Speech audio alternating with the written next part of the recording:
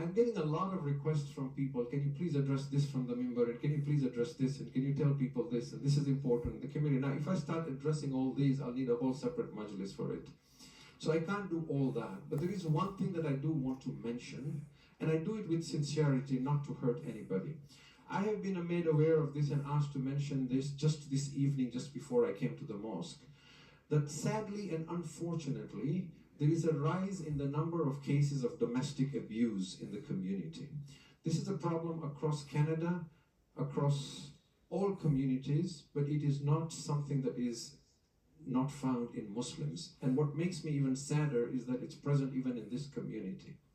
Now, I know this is not the right platform or the time. We're not going to be able to solve this here.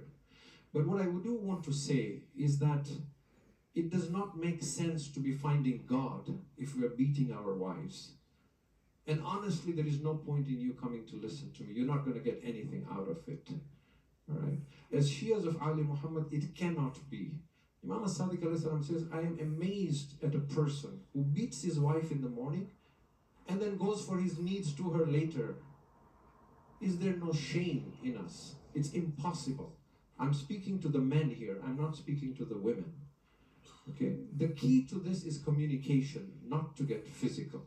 I do understand sometimes it feels like men are from Mars and women are from Venus. And I do hear men saying, you know, there is Women's Day, there is empowering women, there is women's rights. Nobody talks about men's rights. And there are men who are emotionally abused by their wives as well, and nobody addresses that. I get that. And there is a lot to be done yet. And we have wonderful support systems in the community, and inshallah our ulama will address this issue from Salatul Jummah and other occasions.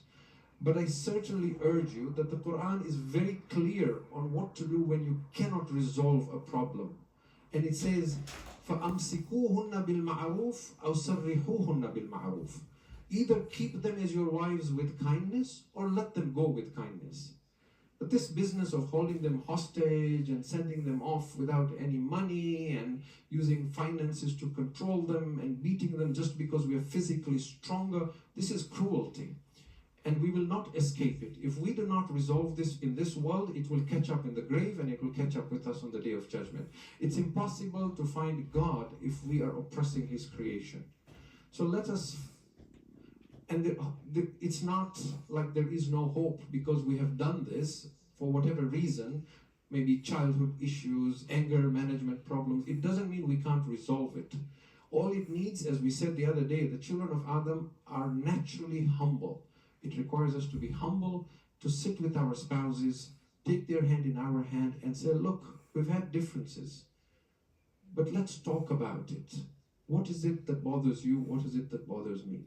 So communication is key. There are avenues to solve it, but the one thing that is absolutely unacceptable is lifting your hand on a woman. We tell our women, how can you be crying that Zainab alayhi salam lost her hijab and you don't wear hijab? We put up banners to say, Yazid took Zainab's hijab, who took yours? But then now look at it from men's perspective. We talk about Abul Fadl al-Abbas protecting the women, but we're not protecting our women. How does that logic make sense? How can I cry that Hussein until his last moments is concerned about the women, and then I go home and beat my wife? It does not make any sense.